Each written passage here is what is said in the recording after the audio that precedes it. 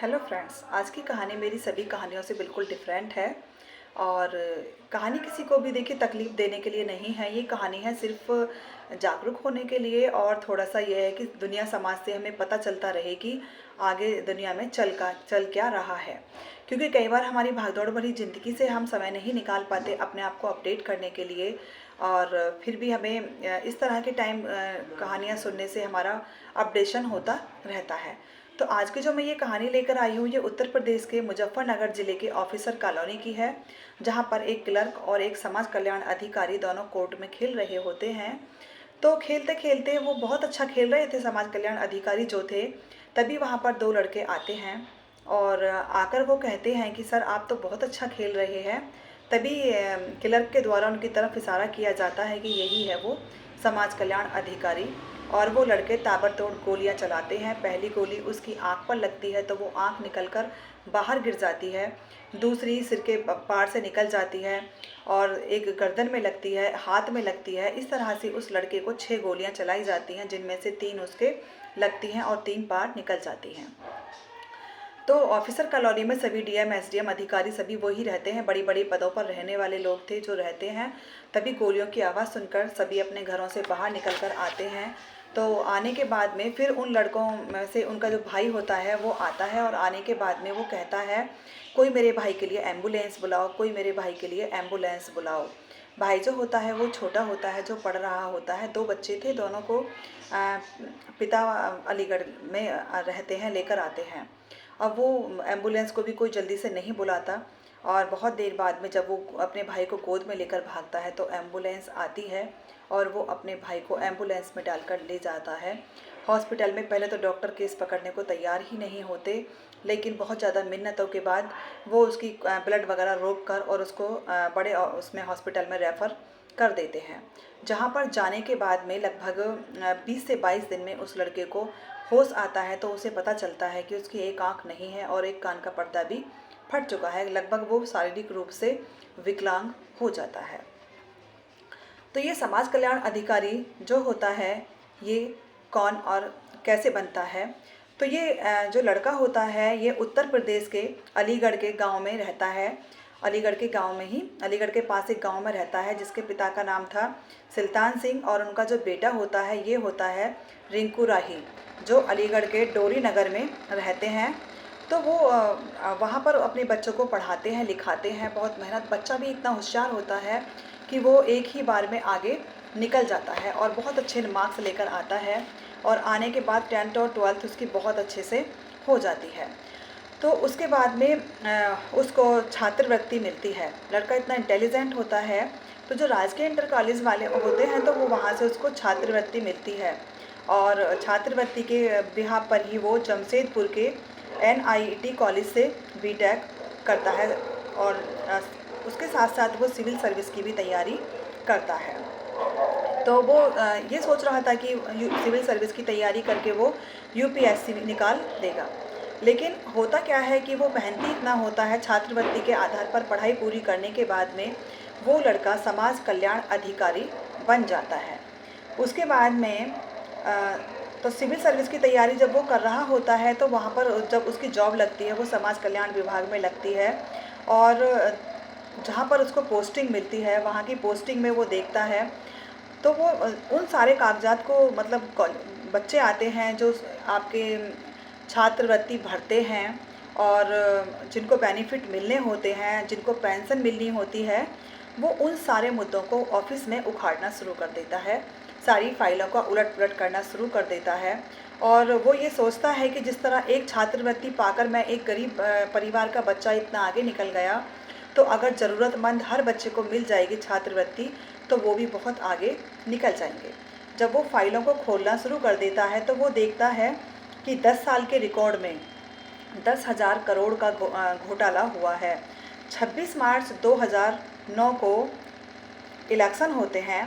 तो होता क्या है कि उसका इलेक्शन में उसका जो तबादला होता है वो भदोही में कर दिया जाता है, क्योंकि वो मानता नहीं है। लोग उसे DM SDM सभी, मतलब नहीं, SDM साहब तो उसको ये बोलते हैं कि तुम अपने काम को ईमानदारी से करो, हम तुम्हारे साथ हैं। लेकिन ऐसा नहीं होता है। उसके पीछे पूरे अधिकारी, जो आला अधिकारी अफ़सर होते हैं, जो ऊपर उनके रहते हैं, जब उन्हें ये पता चलता है कि ये काला चिट्ठा खुलेगा और ये एक मतलब 100 करोड़ का घोटाला सारा हमारे सामने आएगा, तो हमारे ऊपर भी कलंक लगेगा। तो वो उसका तबादला भदोही में करा दिया जाता है। और फिर उसका वहाँ से फिर उसको जो मतलब बहुत परेशान वहाँ पर भी वो रहने लगता है।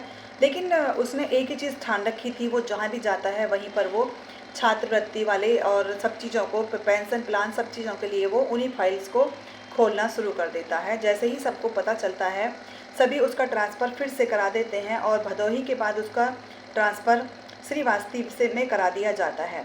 श्रीवास्तव में भी वही काम करता है वो, और उसके बाद में फिर उसका ट्रांसफ़र ललितपुर में करा दिया जाता है। और ट्रांसफ़र से वो डरता नहीं है और परेशान भी नहीं होता है, क्योंकि ठीक होने के बाद में जब उसको फिर वापस ट्रांसफ़र के बाद एक के बाद एक ट्रांसफ़र, एक के बाद एक ट्रांसफ़र उसको मिलते चले जाते हैं, तो वो इस बात से भी नहीं घबराता।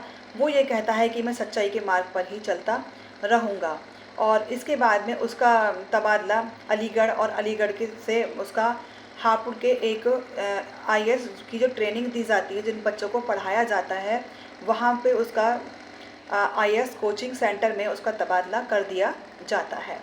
और वहाँ पर जाने के बाद में फिर एक लड़का आता है उसके पास में, वो उसके पास बैठता है और उससे ये कहता है कि सर मुझे एक बात बताइए, आपने इतनी सारी मेहनत की, इतनी डिग्रियां ली, इस तरह से आपने जॉब की, लेकिन क्या आप दुनिया को सुधार पाए? आप अकेले ने क्या आप करप्शन को रोक पाए? तो वो कहता है नहीं, कि लेकिन आपने अपनी एक आँख गंवा दी, एक कान गंवा दिया, और आप ट्रांसफ़र पर ट्रांसफ़र कराए जा रहे हैं, आपके साथ में इतनी प्रॉब्लम्स भी चल रही हैं, लेकिन आप को कोई फ़ायदा नहीं मिल रहा। तब वो लड़का कहता है कि बात तो तुम्हारी ठीक है। तो वो कहता है कि जब तुम इतने इंटेलिजेंट हो तो आईएएस अधिकारी बनने के लिए पढ़ाई करो, हमारे साथ ही तुम पढ़ाई करो। तो वो उन्हें पढ़ाते पढ़ाते अपना भी एग्ज़ाम देता है और फिर से वो एक आईएएस अधिकारी बन जाता है। आईएएस अधिकारी बनता है वो सन 2021 में एग्ज़ाम वो क्लियर कर लेता है। और क्लियर करने के बाद में उसको पोस्टिंग जो मिलती है, पोस्टिंग भी उसको वहीं उसी जगह मुजफ्फरनगर में मिलती है जहां पर उसको गोलियां चलाई गई थी, और उसी कॉलोनी में वो आईएएस अधिकारी बनने के बाद पहुंच जाता है। तो जिस कोर्ट में वो खेल रहा था, जहां पर उस पर ताबड़तोड़ लड़के पर गोलियां चलाई गई थी, वो वहीं पर खड़े होकर सोच रहा होता है। तभी वहां पर एक लड़का आता है, वो उनसे पूछता है कि सर आप यहाँ पर इतनी देर से खड़े हुए क्या सोच रहे हैं? तब वो कहता है कि बहुत पुरानी यादें हैं, कई साल पुरानी यादें हैं जिनको मैं यहाँ पर याद कर रहा हूँ। तब वो बताता है कि ऐसे ऐसे मेरे साथ हुआ था जब मैं समाज कल्याण अधिकारी था, और आज मैं एक आईएएस अधिकारी बनकर यहाँ पर आया हूँ। देखिए, करप्शन तो हमारे देश में बहुत ज़्यादा है, बहुत ज़्यादा करप्शन है, लेकिन कोई भी एक इंसान इसको साफ़ नहीं कर सकता। रिंकू राही ने इसको साफ़ करने की कोशिश की, लेकिन उसके बावजूद भी वो इस करप्शन को नहीं मिटा पाए। और वहीं उसी कॉलोनी में रहकर उन्होंने फिर भी यही कसम खाई कसम कि मैं देश के लिए जब तक ज़िंदा हूँ ईमानदारी और सच्चाई से काम करूँगा, और मैं करप्शन के ख़िलाफ़ हमेशा खड़ा रहूँगा। और अभी तो मेरी एक आँख और एक कान गया है, मेरी पूरी ज़िंदगी भी चली जाएगी तो भी मुझे कोई परवाह नहीं होगी। तो इस तरह के जो हमारे वीर जवान हैं, इस तरह के जो हमारी यंग जनरेशन हैं, अगर वो ठान ले, तो ऐसा नहीं है कि हमारे देश में सुधार नहीं हो सकता, हमारा देश बदल नहीं सकता, ज़रूर बदल सकता है।